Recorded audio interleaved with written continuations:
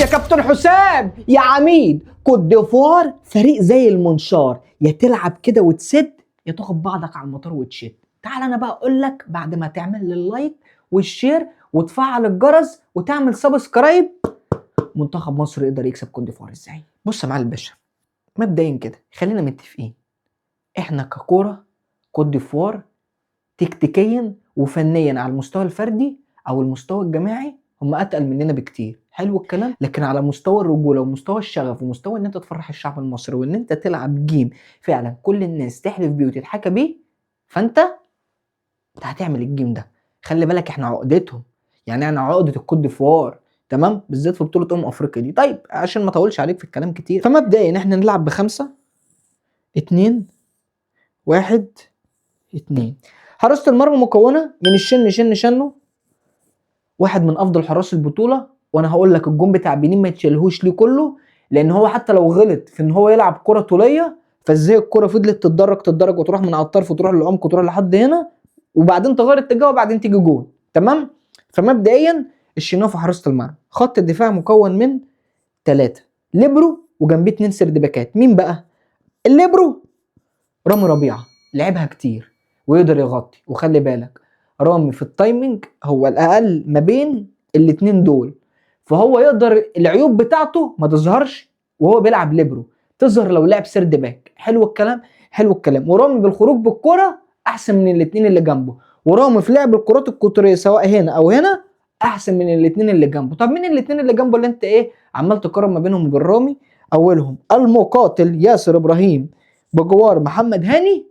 وخلي بالك ياسر ابراهيم في الماتشات الرجوليه تلاقيه وتلاقيه لعيب شديد، فانا مبدئيا ما اقدرش استغنى عن ياسر ابراهيم. طيب مين اللعيب التاني؟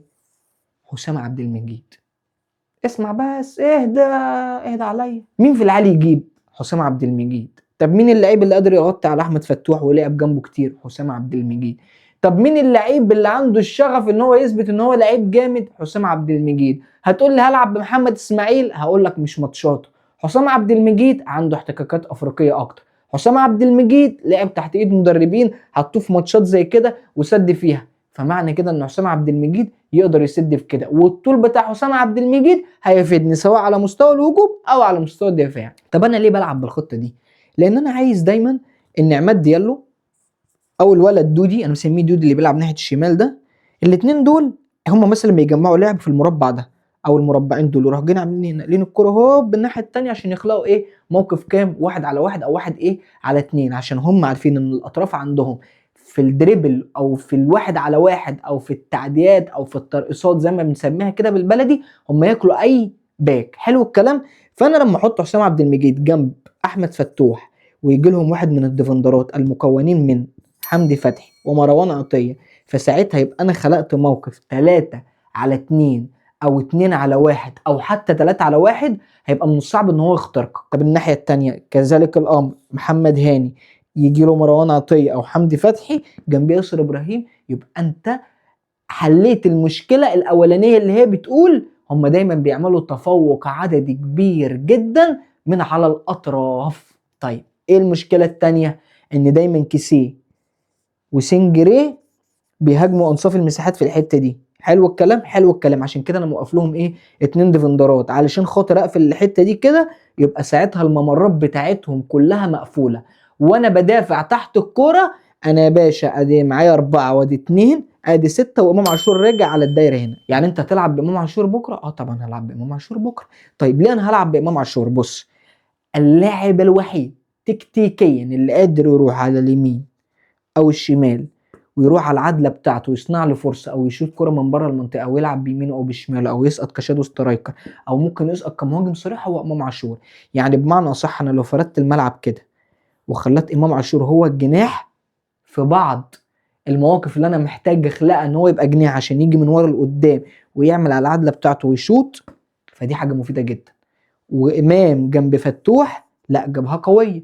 طب لما احب اخلي مرموش هو اللي يروح على الطرف ساعتها هيبقى مرموش هو اللي فضله المساحه، خلاه يسقط هنا ويعملها. وخلي بالك عملها مع كولر كتير، لما كان جراديشار هو اللي يسقط ويلعب له الكوره في ظهر الدفاعات وامام يكمل. واتعملت في الماتش بتاع زيمبابوي الاولاني اللي كان ما حلفوش الحظ في الكورتين، وامام عاشور لو كان جاب الجونين دول كان امام عاشور زمانه دلوقتي في سابع سما. تمام. وخلي بالك امام عاشور منهك بدنيا، بس مجرد ما يجيب جون او يعمل اساس اتفرج على الفورمه بتاعته. حلو الكلام. حلو الكلام. طب مين الاثنين اللي قدام؟ بص انا هلعب بصلاح ومرموش، مع ان انا مش مبسوط منه، بس انا بقول لك وانا هلعب بيهم هما الاثنين. ليه بقى؟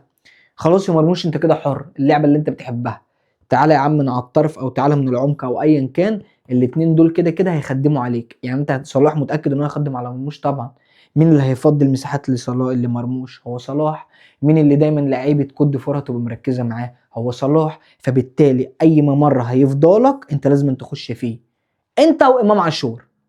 فانا بقولها لك اهو من دلوقتي، الخطه دي خطه مناسبه، لان انت معظم الوقت هتلعب تحت الكوره.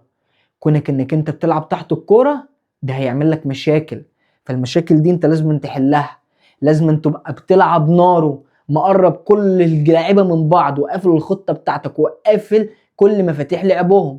ده يخليك تعمل جيم كويس قدام كوت ديفوار. بس بقى بعيدا عن الجيم وبعيدا عن الكلام ده كله، وجهة نظرك كمشجع بيفهم كرة عن اي حد. تمام. وانا دايما بقول الكرة للمشجعين عشان المشجعين دايما شايفين من ورا الكاميرا والكلام ده كله. تمام. وانا بحب اسمع رأي المشجع. شايف ايه التشكيل المناسب لمنتخب مصر؟ ما تكتبوا له يا عم في الكومنتات. ما تنساش بقى تعمل اللايك والشير وتعمل السبسكرايب عشان اللي احنا عاملينه ده كله لاجلك. تفعل يا عم الجرس عشان يوصل لك كل جديد. وباي يا حباب قلبي.